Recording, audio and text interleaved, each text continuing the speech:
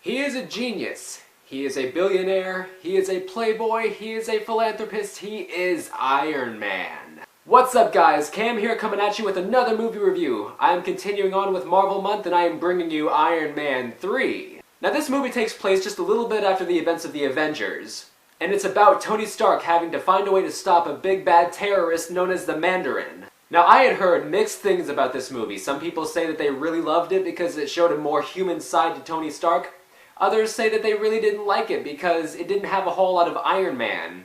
Which is understandable because there really isn't a whole lot of Iron Man being Iron Man. It's more about Tony Stark having to use his own wits, having to figure things out for himself rather than having to rely on his Iron Man suits. And to be honest, I actually kinda like this one. It has its flaws, just like any other movie, sure, but they're not too hard to overlook. Now, this movie is directed by Shane Black, and it stars Robert Downey Jr., of course, as Tony Stark, Gwyneth Paltrow, Guy Pearce, and Don Cheadle.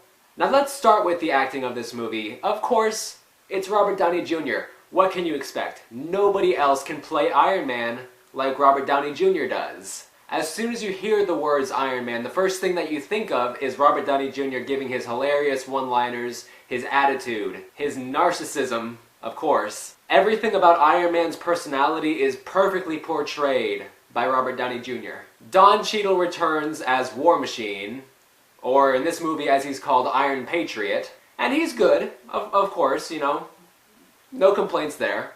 Now, I really like this movie because, as I said, it's not so much about the action, it's more about Tony Stark having to be Tony Stark.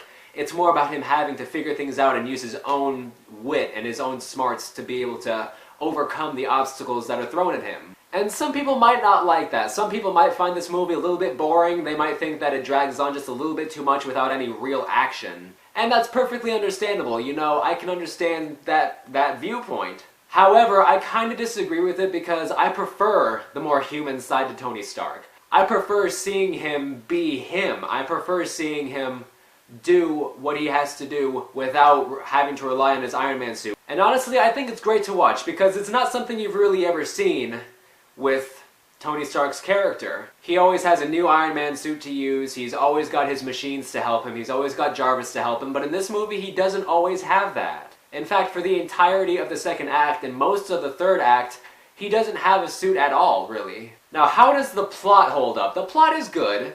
You know, you have Iron Man who has to stop this terrorist, but people who are fans of the Iron Man comics are not gonna like what they did with the character of the Mandarin. I'm not gonna spoil that for you, I'm just gonna say, if you're a fan of the Iron Man comics, try to go into this with an open mind because you might not like the direction that villain takes. And of course, like most villains, it's always gotta be about the money. It's always gotta be about, oh, well, I have this thing that I can sell to people, and people are gonna buy it, and I can have control over this, and it's gonna bring me a lot of money, and it's always about the money. It's a recycled plot that we've seen before, and you know, it's passable in this movie, but it doesn't make for a very compelling motivation for the villain, really. This is a pretty well shot movie, too. Pretty good cinematography. One thing I will say, though, is that there are certain sequences where you're watching something on the news, and it looks like a really, you know, professionally done kind of put-together news flash, if you know what I mean. You have your terrorist who's making these threats and sending out these video messages, and it looks almost too professionally done. It looks almost professionally cut together, and it kind of takes away from the impact of it, really. But that aside, the one thing I really didn't like about the cinematography of this movie, there is one scene, there is one hand-to-hand combat scene where it is just filmed really, really, really bad. You have all the quick cut photography and all the different angle changes that really make the entire fight scene kind of incomprehensible. You know, one punch will be shown in, you know, 4 or 5 shots, and throwing someone over a table will be shown in about 8 or 9 shots, and yeah, I don't like it. I really don't like that kind of cinematography. This is a pretty funny movie, too. There's a lot of great banter between Tony Stark and Rhodes, played by Don Cheadle, aka War Machine, whatever. There's a lot of great banter between them. They have pretty good chemistry together. There's some good humor from the villains, too. But speaking of the villains, there are some, you know, side antagonists that are just kind of there. They attempted to give them kind of a backstory, but you don't really care about them. There's nothing interesting about them. There's nothing compelling about them. They're just there to do their evil things and to show, yes, I'm evil and I'm a badass and I can blah, blah. And, you know, it's just whatever. I'm not going to spend too much time talking about this movie because, to be honest, I'll be able to give a better review through my top 5 favorite scenes of the movie. So I'm just going to go ahead and give Iron Man 3 a 7.5 out of 10. Well guys, spoiler alert, as always, I'll be going over my top 5 favorite scenes out of Iron Man 3. Starting off with number 5, the first scene in the present day. Now the first time we see Tony Stark in the present day, because the very first scene of the movie is a flashback, the first time we see him in the present day, he's just completed a new system in which he can call the Iron Man suits to him. And apparently he was running off of 72 hours with no sleep, and he's just down there tinkering. And he's showing his Tony Stark side. He's dancing to music, he's got that cocky grin on his face. And then once he does finally try and call an Iron Man suit to him, it doesn't exactly go as planned. He gets battered around, the different pieces of the suit come flying at him and smack him and make him tumble and whatnot. And it makes for a pretty funny scene. It's a lot of fun to watch. Number 4, Tony Stark intimidating the thugs. Now this is around the beginning of the third act of the movie, and Tony Stark is strung to a bed, he can't move, and he's being watched over by these 2 guys who are supposed to be guarding him, make sure he can't escape, etc., etc. And he knows that he can call an Iron Man suit to him, and he's trying, except the suit has to come from about 1,000 miles away, and the guys are asking him, oh, well, what are you gonna do? How are you gonna get us? And Tony Stark's just like this.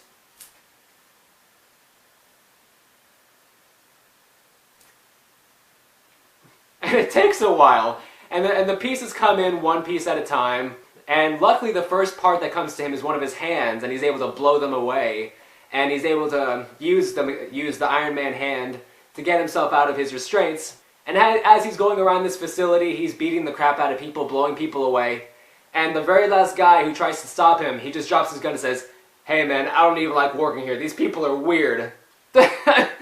I don't know. I just really enjoy that scene. Number 3, anxiety attack. Now because of what happened in the Avengers, with Tony Stark going through the wormhole and seeing all the aliens up there, and knowing that there's a lot more out there than he thought, it really weighs on his mind, and it really makes him anxious, it really makes him scared. These kids come up to him, and one of them asks him to sign her drawing because she drew a picture of Iron Man, and he has Don Cheadle talking to him about the Mandarin and about the aliens that tried to attack New York, and he has the kid who asks him how did he make it out of the wormhole.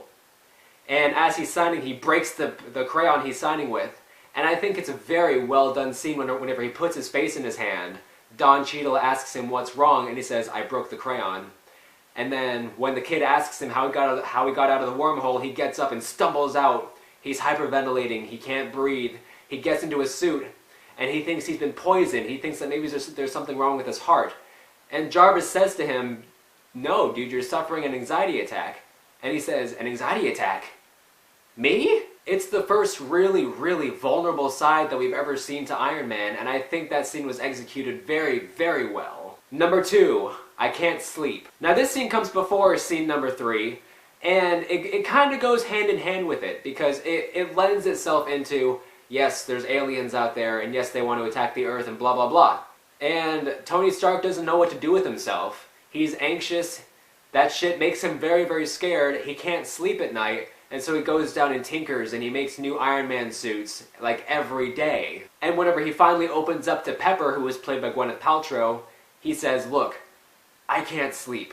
I come down here at night, I do what I know, and I'm doing it so I can protect you. As soon as he says that line, but Pepper, I can't sleep, I get chills, honestly, every time I hear it, because, as is the same with scene number 3, it shows a very vulnerable side to Tony Stark. It's not something we really got to see in Iron Man 1, nor in Iron Man 2, nor in the Avengers, and I think it's great to see someone who seems so infallible be shown in such a humbling light. Number 1, the climax. Yes, this is the big final battle with Tony Stark and Rhodes, and they're trying to take down the Mandarin. And Tony Stark initiates what's called the House Party Protocol, in which every Iron Man suit that he's ever made comes to help him out with the fight, and he's jumping from suit to suit, and they're blowing people away. And it's a lot of fun to watch. The action for that was shot very, very well. There's great wide shots where you can see everything that's happening. Great long takes where you can see him jumping from suit to suit. And again, still, there's great banter between him and Rhodes. They really have good chemistry together, and they really make you believe that they've known each other for such a long time and they're such good friends that they can have great dialogue even whenever the situation is at its most grim. And of course, Marvel has to do the thing where you think that somebody dies, but they didn't really die, and it's Gwyneth Paltrow's character, Pepper Potts. And at first, I really thought that whenever she fell into the big fire, I thought that she was dead. But then I remembered, wait a minute, she was injected with that same drug that everybody else was using that makes them basically fire people. And I knew right away, oh no, she's not really dead. But anyways, I'm getting kind of off track with that. I really enjoy this movie. If you're a fan of the Marvel movies, if you like the character of Iron Man, I would really recommend checking out Iron Man 3 if you haven't. I'm sure that you will have a good time with it as long as you go into it with an open mind, because like I said, the character of the Mandarin gets kind of tinkered around with a little bit, and it doesn't go quite the way that you expect. Well guys, that's it. I hope you enjoyed watching, and I will see you in my next review.